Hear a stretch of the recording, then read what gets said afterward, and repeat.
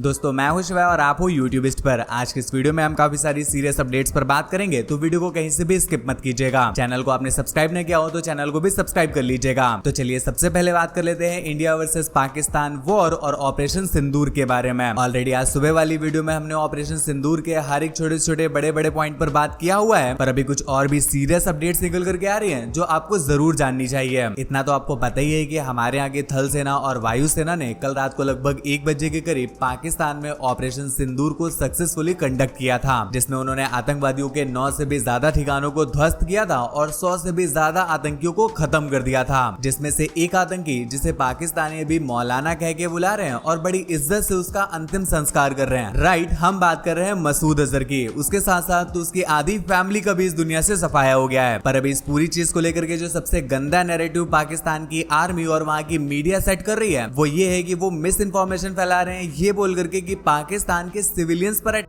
और वहां की डिफेंस चौकियों को डैमेज किया गया है। पर हम आपको क्लियर कर दें, हमारी फोर्सेस ने अभी सारी फुटेजेस को पब्लिक कर दिया है, जिसमें उन्होंने क्लियरली लोकेशन और टाइम भी शेयर किया है। किसी भी पब्लिक प्लेस में उन्होंने हमला नहीं किया है, एंड अगर किसी पब्लिक प्लेस में उन्हें हमला करना भी पड़ा है तो उसमें सीधी सीधी गलती पाकिस्तान की है। ये चीज बहुत अच्छे से एक्सप्लेन करी है जनजी वे ने। मैं आपको उनकी वीडियो की छोटी सी क्लिप दिखाता हूँ, आपको सारा समझ में आ जाएगा। पाकिस्तानी मीडिया रात के 2 बजे से सिर्फ एक ही झूठ बोलती आ रही है कि इंडिया ने वहां के सिविलियंस को मार दिया, बच्चों को मार दिया और स्पेशली औरतों के ऊपर ऑपरेशन कर के लिए। और इधर इंडियन मीडिया क्लेम कर रही है कि हमने सिर्फ टेररिस्ट को मारा, और ये दोनों मीडिया झूठ बोल रही है। कॉन्सेप्ट समझो, जो टेररिस्ट होते हैं ना, ये हमेशा सिविलियंस के बीच में रहते हैं या फिर मस्जिद के बीच में रहते हैं, जिससे कोई भी गवर्नमेंट इनके ऊपर अटैक करने से पहले 10 बार सोचे, क्योंकि अगर मस्जिद के ऊपर अटैक किया तो धर्म फैक्टर आ जाएगा, और अगर रेजिडेंशियल बिल्डिंग के ऊपर अटैक किया तो उनके साथ साथ दूसरे लोगों को भी डैमेज होगा। और जब आप लोग इतने बड़े बड़े बम फेंक रहे होते हो ना, तो आप लोग रेडियस को कंट्रोल नहीं कर पाते कि भैया सिर्फ इस घर में डैमेज करना है, पड़ोसियों को कुछ ना हो। फाइनल डैमेजेस सिविलियंस को भी होते हैं, जिसका सबसे बड़ा रीजन ना पाकिस्तान गवर्नमेंट ही है, क्योंकि वो लोग टेररिस्ट को खुली परमिशन देके बैठे कि जाके रहो मस्जिदों के बीच में और रेजिडेंशियल एरियाज के बीच में, साइड में भी नहीं रख रहे उनको। भाई ये वही पाकिस्तान है जो बात बात पर जंग की बात किया करता था,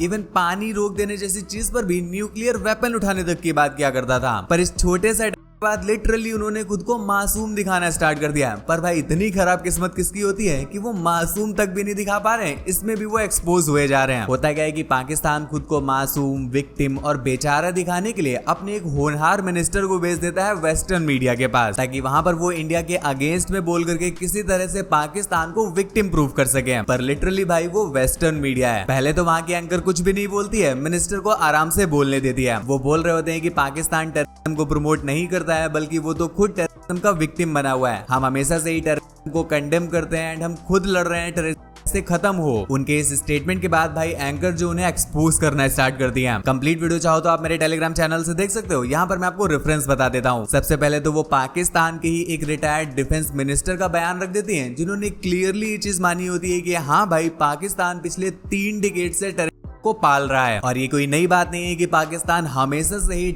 लोगों को अपने देश में छिपाता हुआ आया है। भाई लिटरली वो और भी इतनी सारी चीजें बोलती हैं कि जो वहाँ के मिनिस्टर होते हैं वो बोलते हैं कि अच्छा ठीक है, इस टॉपिक को चेंज करते हैं, हम 9/11 की बात करते हैं। 9/11 के बाद हम ही वो थे जो सबसे पहले आकर के आगे खड़े हुए थे और हमने टेररिज्म को कंडेम किया था। हम हमेशा से ही टेररिज्म के विक्टिम रहे हैं और हमेशा से हम टेररिज्म से लड़ते हुए आए हैं। फिर उन्हें रोकते हुए न्यूज एंकर बोलती हैं कि आपको शायद पता नहीं है कि पाकिस्तान कुछ सालों पहले ही ग्रे लिस्ट से बाहर हुआ है, तो आखिर कुछ तो रीजन होगा कि पाकिस्तान को ग्रे लिस्ट में रखा गया था। और अगर आप इन सारी चीजों को कंडेम कर रहे हो तो क्या वेस्टर्न मीडिया सोर्सेज पर ट्रस्ट नहीं करते हो? आपको क्या लगता है हम सही चीजें नहीं दिखाते हैं? अब ये सुनकर के भाई वो और शांत हो जाते हैं, बट रुकते नहीं है, बहस करते ही रहते हैं। और भाई पाकिस्तान की मेन स्ट्रीम मीडिया तो भाई अभी बॉलीवुड बन गई है, वहां पर अलग ही ड्रामा चल रहा है। लिटरली ये आंटी जो टीवी में बैठ करके इंडिया को न्यूक्लियर वेपन की धमकी दिया करती थी, आज वो रो रही हैं। और सीरियसली ऐसे कौन रोता है भाई? आंसू एक नहीं गिर रहे हैं, मेकअप वैसे का वैसे ही रखा हुआ है, बस आंटी रो रही हैं। ओवरऑल पाकिस्तान का ये जितना भी ड्रामा अभी तक देख करके समझ में आ रहा है, सिर्फ पाकिस्तान खुद को विक्टिम और बेचारा दिखाना चाहता है वेस्टर्न कंट्रीज के सामने, ताकि वेस्टर्न कंट्रीज का उन्हें सपोर्ट मिल सके। पर पाकिस्तान तो पाकिस्तानी है भाई, वो कभी नहीं सुधर सकता।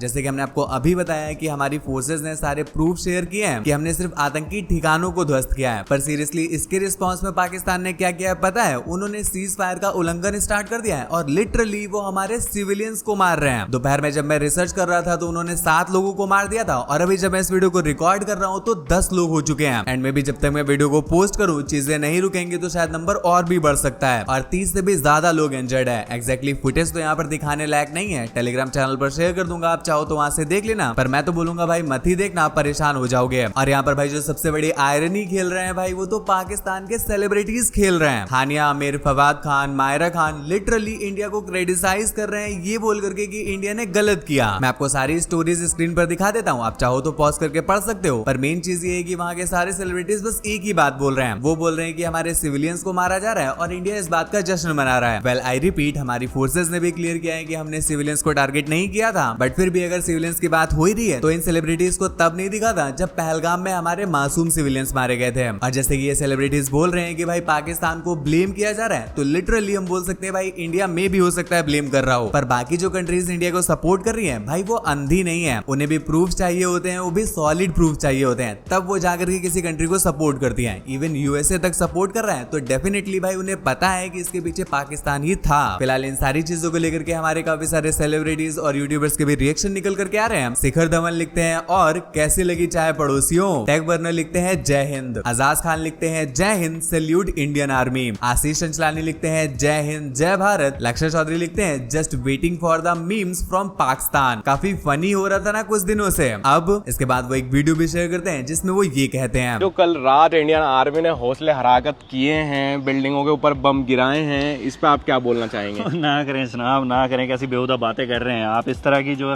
बिल्डिंगें ये देख रहे हैं आप, ये तो कभी बनी ही नहीं है। ये भी उसी तरह की बिल्डिंग है, इनके तो ठेकेदार पैसे लेके भाग जाता है भाईजान। लेकिन जनाब कल रात धमाकों की आवाज से जो पूरी कंट्री का मूत निकला है। बेशक मूत निकला है, लेकिन वो धमाकों की वजह से नहीं निकला। देखें क्या हुआ कि आंधी तूफान बहुत तेज था तो बिजली कड़कने की वजह से पूरी कौम का मूत निकल गया। देखिए पाकिस्तानी और इंडियन आर्मी ने कुछ वीडियोस जारी करे हैं, ये लाइटें वाली। देखें ये दिवाली का वीडियो कंपाइलेशन बना के उन लोगों ने जारी किया है। ये ग्रीन स्क्रीन में कई साल आगे हैं हमसे। दिवाली का जनाब जी बिल्कुल, ये एआई के कमाल से सारा इन्होंने किया हुआ है। पर जनाब कल रात हमारे अफसर लोगों ने भी ये एक्सेप्ट किया है कि इंडिया के कुछ फाइटर जेट्स घुसे हैं बॉर्डर पर। बिल्कुल बिल्कुल, देखें इनके जो राफेल अंदर आए थे तो पूरी अवाम ने जो है वहाँ पे सीना चौड़ा करके इनके कम से कम 100 राफेल जो है वो मार गिराए नहीं। ना करें जनाब ना करें, इंडिया के पास तो है ही 36 राफेल। तो कैसा बेहुदा सवाल कर रहे हैं आप। देखिए बंदा राफेल गिरा रहा है तो कौन सा वो कॉपी पेन लेके उनको गिनेगा कि कितने गिराए कितने नहीं। कैसी बेहुदा बातें कर रहे हैं यार। और आप जैसे नुमाइंदे मुझे पता है कि सवाल जरूर करेंगे, कौन सा सवाल जरूर करेंगे। इसी के लिए मैं बता दूं, इनके जो अफसर लोग जब यहाँ से भाग खड़े हुए हमने उनकी गाड़ियां जब्त कर ली। जनाब मजाक तो नहीं कर रहे हैं? मैं कहता हूँ कैमरा पर्सन से थोड़ा क्लोजअप शॉट दिखा दें। जनाब ये तो इंडियन आर्मी की थार है। देखिए बियर बाइसेप्स भी रिएक्ट करते हैं एंड वो बोलते हैं 50 से भी ज्यादा मिलिट्री वेटरन्स और जियोपॉलिटिक एनालिसिस्ट का पॉडकास्ट लेने के बाद हमारे सभी गेस्ट ने जो एक सच की तरफ पॉइंट आउट किया था वो ये था कि जम्मू एंड कश्मीर में इतने सालों से जितने भी अटैक्स होते आ रहे हैं उसमें क्लियरली आईएसआई और पाकिस्तानी मिलिट्री इन्वॉल्व होती है। हमारे एनिमी एवरेज पाकिस्तानी नहीं है बल्कि पाकिस्तानी टेररिस्ट हैं और सबसे ज्यादा इंपॉर्टेंट पाकिस्तानी मिलिट्री, वहां के लीडर्स और आईएसआई है। इंडिया और पाकिस्तान की शांति का जो सबसे बड़ा दुश्मन है वो है आईएसआई और पाकिस्तान आर्मी। और अभी जो एक सीरियस अपडेट निकल करके आ रही है भाई, अभी चीजें रुकी नहीं है बल्कि कुटाई तो भी स्टार्ट हुई है। ये मैं नहीं बोल रहा हूँ, ये बोला है हमारे 28 chief of army staff, Indian army के लीडरशिप और मैनेजमेंट के वाइड एक्सपीरियंस मनोज नरवाने ने। भाई साहब वो लिखते हैं पिक्चर अभी बाकी है। तो चलिए अब बात करते हैं सौरभ जोशी के बारे में। तो भाई भी एक छोटे से बच्चे ने सौरभ जोशी को शॉक्ड कर दिया। क्या होता है कि एक छोटा सा बच्चा सौरभ जोशी से मिलने के लिए आता है एंड लिटरली वो ऐसी बातें करता है कि सौरभ जोशी भी शॉक्ड रह जाते हैं। वो क्या कुछ बोलता है मैं आपको छोटी सी क्लिप दिखाता हूँ, आप देखो जरा। आए हो दिल्ली हैं? दिल्ली अकेले? हाँ। कितने साल के हो? 14 years। दिल्ली साइकिल से? हाँ 12 ज्योतिर्लिंग यात्रा कर रहा हूँ ना साइकिल से। बट क्यों? बस ऐसे ही कुछ संकल्प है छोटा सा। मेरी साइकिल। सच बताओ, अकेले आए हो? हाँ भैया, ब्लॉग देखो मेरे 2 लाख फॉलोवर्स है इंस्टाग्राम पे। तुम्हारे घर वाले कुछ नहीं कहते? घर वाले क्या करते हैं? ये मतलब बिजनेस है पिताजी का। मना नहीं करते वो? बोल तो रहते बेटा मत जा। तो बात नहीं सुनते उनकी? नहीं अभी तो सुना था बीच में, लेकिन कुछ करना है मेरे को भी। कुछ करना है? यात्रा के बाद। बेटे अकेले सेफ नहीं है ना ऐसे साइकिल पे? अकेला थोड़ी हूँ, भगवान साथ चल रहे हैं मेरे। माँ बाप को टेंशन नहीं होती होगी? होती है, रोज होती है, रोज अभी आने वाला है फोन। तो अभी एज तो पढ़ाई करने की है ना? नाम कट गया, दिल्ली के स्कूल है ही बेकार। है? दिल्ली के स्कूल बेकार है। तुम्हारा क्या कहना है कि स्कूल नहीं जाना चाहिए? स्कूल जाना चाहिए, लेकिन अभी तो मैं अलग ही राह पे निकल गया। अब इस वीडियो को देखिए कहीं बच्चे आना शुरू ना कर दें अकेले अकेले, बहुत बार आते हैं, तो भाई इस तरह से मत करना। जितने पेरेंट्स देख रहे हैं अपने बच्चों को समझाओ भाई, इस तरह से अकेले कहीं भी नहीं जाना चाहिए। अगली अपडेट तो भी नकुल दुल ने एल्विश यादव और रैंडम सेना नितेश सोनी और रेबल किड को ट्रोल कर दिया। वो इंडिया वर्सेस पाकिस्तान के वॉर का रेफरेंस देते हुए ये कहते हैं, this is war expert Nakul दुल। जैसे कि आप सबको पता है कि आजकल जो इंडिया पाकिस्तान का वॉर का मुद्दा है वो इस अपनी चरम सीमा में पहुंच चुका है। सब जानना चाहते हैं कि वॉर होने वाली है कि नहीं, वॉर होने वाली है कि या नहीं होने वाली। अगर वॉर होगी तो आप लोगों को टेंशन की बात नहीं है, क्योंकि मैंने एक टेक्निक तैयार कर ली है जिससे हम पाकिस्तान को चारों खाने चित कर देंगे। Come close cameraman. तो टेक्निक मेरी है, ये देखिए, ये है इंडिया पाकिस्तान बॉर्डर, ठीक है। हम पहले इस साइड से हम अटैक करवाएंगे अपनी 16 मिलियन की एल्विश आर्मी। जी हाँ दोस्तों, 16 मिलियन की एल्विश आर्मी लेफ्ट साइड से अटैक करेगी। पाकिस्तान इस चीज के लिए रेडी नहीं होगा। और उसी वक्त जब 16 मिलियन की एल्विश आर्मी लेफ्ट साइड से अटैक करी होगी, हम राइट साइड से अटैक खोल देंगे नितेश सोनी के 9 मिलियन के परिवार का। जी हाँ दोस्तों, नितेश सोनी 9M बोलते हैं जिस आदमी को, नितेश सोनी 9 मिलियन का परिवार है जो वहां चलेगा। अब आप सोच रहे होगे कि ओ माय गॉड, लेफ्ट और राइट से तो ठीक है पाकिस्तान हक्का बक्का हो चुका होगा, लेकिन अगर पाकिस्तान ने बीच में से अटैक कर दिया तो डोंट वरी, जब ये दो हमारी पावरफुल फोर्सेज इनको डिस्ट्रॉय कर रही होगी दोनों साइड से, तब हम बीच में से 3 million cute little red flags छोड़ देंगे यहीं पे। जी हाँ दोस्तों, और पाकिस्तान इस चीज के लिए रेडी नहीं होगा। और ऑल दिस वाइल जब ये सब हो रहा होगा, डोंट वरी, जब ये सब हो रहा होगा, पाकिस्तान के सारे online Instagram pages, website, Facebook pages पे एक रैंडम सेना द्वारा रेड मारी जाएगी। कम से कम 5 लाख कमेंट्स, 2 लाख शेयर। जी हाँ दोस्तों, पाकिस्तान के पास कोई चांस नहीं है। और ऐसे ही चलता रहा तो मेरा अंदाजा ये है कि अगले 15 मिनट में, वो ये करने के 15 मिनट बाद हम पाकिस्तानी प्राइम मिनिस्टर को रशीद लाल की लाइफ पे सॉरी बोलते हुए देख सकते हैं। Thank you. तो दोस्तों बस आज की वीडियो में बस इतना ही। अगर आपको वीडियो पसंद आई हो तो प्लीज वीडियो को एक लाइक कर दीजिएगा, चैनल को सब्सक्राइब कर लीजिएगा, ताकि ऐसे ही इंटरेस्टिंग और इंपॉर्टेंट अपडेट हम आपके साथ डेली शेयर कर सकें। रिलेटेड फुटेजेस के लिए आप हमारे टेलीग्राम चैनल को भी ज्वाइन कर सकते हो। मुझसे बात वगैरह करना चाहते हो या कोई न्यूज सबमिट करना चाहते हो तो आप मेरे इंस्टाग्राम पर भी आ सकते हो।